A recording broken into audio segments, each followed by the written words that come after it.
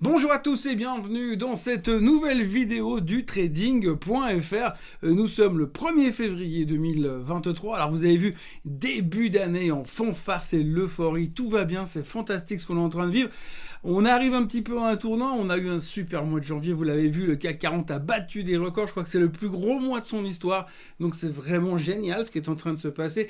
Tout le monde est en train d'oublier ce qui s'est passé l'année dernière, tout le monde a oublié que la Fed était au quiche, tout le monde est génial et tout le monde prend les paris sur l'avenir, un avenir qui semble rayonnant, et si l'on en croit en tout cas les médias, si on en croit les experts et les fedologues comme on peut dire aujourd'hui, maintenant on va arriver à un tournant assez important puisque on a une grosse semaine qui nous attend. Donc il va bien falloir regarder les 5 choses qu'il va falloir retenir cette semaine.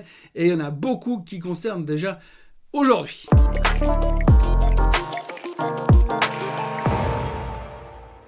Alors entre deux, n'oubliez pas d'aller jeter un coup d'œil pour voir ce que fait Jonathan en salle de trading, parce que ça continue à être relativement opportunistique, je sais pas si c'est un mot très français, mais en tous les cas, ça fonctionne plutôt pas mal. Mais revenons à nos 5 choses qu'il faut regarder cette semaine. La première qu'il faut observer, qu'il faudra faire très très attention, c'est la Fed. Alors la Fed, oui vous le savez depuis des semaines, on ne parle plus que de ça, de toute façon le meeting de la Fed du 31 janvier au 1er février, donc nous sommes le 1er février, ce soir, Monsieur Powell va sortir de sa niche et puis il va venir nous expliquer ce qu'il pense, ce qu'il va faire, ce qu'il veut faire et de quelle position il est. Est-ce qu'il est deviche? Est-ce que c'est une gentille colombe qui a tourné la veste et qui a quitté son manteau de faucon, de hawkish, et il va aller dans notre direction? C'est ce qu'on attend en tous les cas.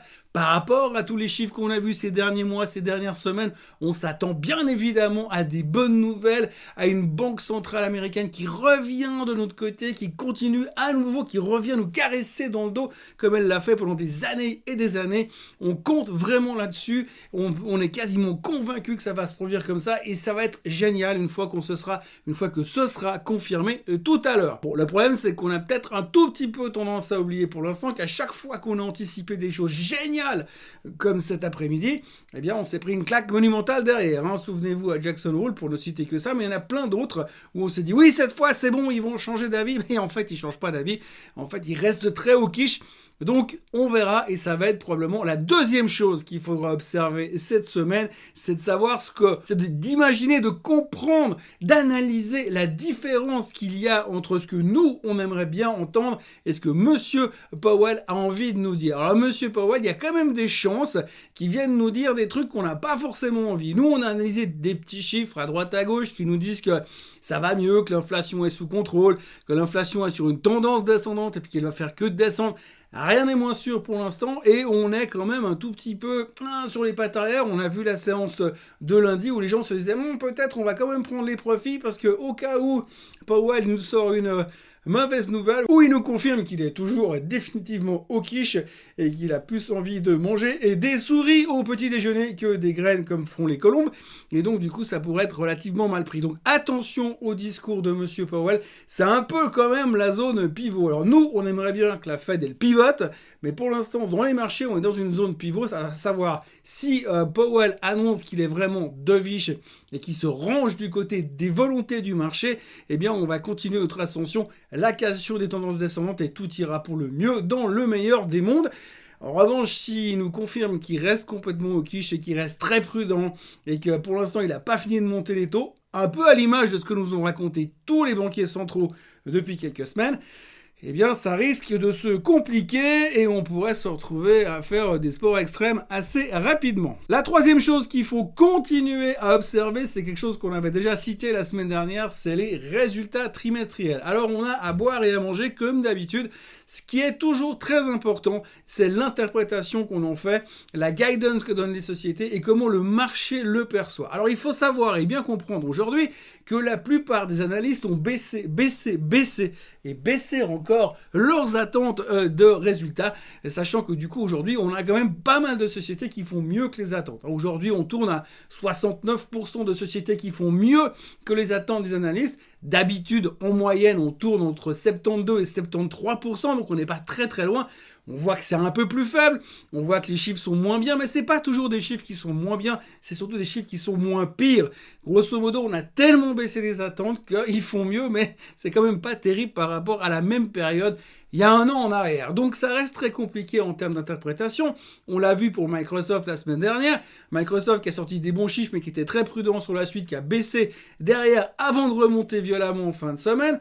Tesla qui a sorti des chiffres extraordinaires, plutôt pas mal on va dire, mais qui derrière était renforcé par un discours dithyrambique de Elon Musk. Donc on a vraiment un peu de tout. Et puis on voit encore récemment des bons chiffres chez AMD, des chiffres catastrophiques sur Snapchat, des bons chiffres pour Spotify parce que les mecs ils ont pas mal de nouvelles inscriptions. Bref, grosso modo, on est très attentif aux petits détails qui pourraient changer la perception d'un résultat. Et puis surtout, ce qu'il ne faut pas oublier, c'est que ce soir, mercredi soir, on aura les chiffres de Meta, ex-Facebook, et puis demain, surtout, alors demain soir, après la clôture, non seulement on sera en pleine digestion de la Fed, mais en plus on va devoir se taper Apple, Google et Amazon dans la foulée. Donc on n'a pas fini de rigoler au niveau des résultats. C'est ces trois-là qui peuvent encore faire basculer le marché dans un sens ou dans l'autre, même si on ne s'attend pas non plus à des chiffres extraordinaires, sachant qu'on anticipe des ralentissements chez Amazon, des mauvaises recettes publicitaires chez Google et une baisse des ventes dans les iPhones chez Apple, ce qui pourrait être finalement une moins mauvaise nouvelle que ce qu'on attendait. Donc, très important à surveiller. Il n'y a pas que la Banque centrale américaine qui parle, même si pour l'instant on ne parle que d'elle. Eh bien, demain, il y aura également la BCE qui devrait venir nous faire ses annonces à elle, la Banque d'Angleterre qui va nous faire ses annonces à elle, la Banque d'Angleterre qui devrait monter les taux de 0,5%, la Banque centrale européenne qui devrait monter les taux de 0,5% par rapport aux chiffres de l'inflation qui sortent aujourd'hui. Donc, grosso modo, eh bien, on a déjà entendu plusieurs fois Madame Lagarde, mais aussi les gens qui travaillent avec Madame Lagarde qui sont venus nous dire que ça allait être très compliqué, qui restait très hawkish et qui voulait vraiment réussir à freiner cette inflation qui, pour l'instant, visiblement en Europe, en tous les cas, ne freine pas du tout, en tout cas pas à la même vitesse que les Américains. Et puis la dernière chose, il y a plein d'autres choses, mais la dernière chose très importante qu'il faudra garder à l'esprit cette semaine, c'est les non-farm payrolls, les chiffres de l'emploi américain qui sortiront vendredi. Alors quand on voit le nombre de licenciements qui ont été annoncés ces derniers temps, encore PayPal hier soir qui annonçait 2000 licenciements, eh bien on se dit que forcément les non-farm payrolls devraient ralentir. Alors les analystes ont des attentes relativement basses, autour de 180 000 créations d'emplois pour ce vendredi. Si jamais ça sort trop fort, ça voudra dire que pour l'instant, la Fed n'arrive toujours pas à ralentir l'emploi. Et c'est vraiment quelque chose qui leur tient à cœur. Ils l'ont dit et répété plusieurs fois. On veut voir un ralentissement au niveau de l'emploi. Chose qui ne s'est pas encore très très bien vue. Même si on se raccroche à 2-3 petits points de détail, un peu comme hier soir où on avait l'Employment Cost Index qui rassurait sur le fait que finalement, ça avait l'air quand même de ralentir un tout petit peu. Mais je crois que pour la Fed, elle a besoin d'un gros peu. Donc, ce sera vraiment quelque chose de très important à observer en fin de semaine. La Fed aura déjà pris sa décision, mais c'est ce qui fait aussi peut-être penser, qui peut nous faire penser, me faire penser, que potentiellement, eh bien, la Fed pourrait ne rien faire ou être relativement prudente par rapport au fait qu'il lui manque beaucoup de chiffres pour ces prochaines semaines. Voilà ce que l'on peut dire et retenir de cette semaine à venir. Soyez prudents parce que ça risque de secouer. Hein. C'est un petit peu Europa Park qui se présente devant nous aujourd'hui et ces prochains jours. Soyez forts. Nous, on se retrouve comme d'habitude vendredi prochain pour un nouveau point de situation. Si vous voulez aussi, vous pouvez me suivre sur Twitter. Vous avez l'adresse qui s'affiche là en bas. Je mets régulièrement des news toute la journée. Et puis, revenez la semaine prochaine et n'oubliez pas d'aller jeter un coup d'œil du côté de Jonathan. Passez une très très bonne journée et à mercredi prochain. Bye bye.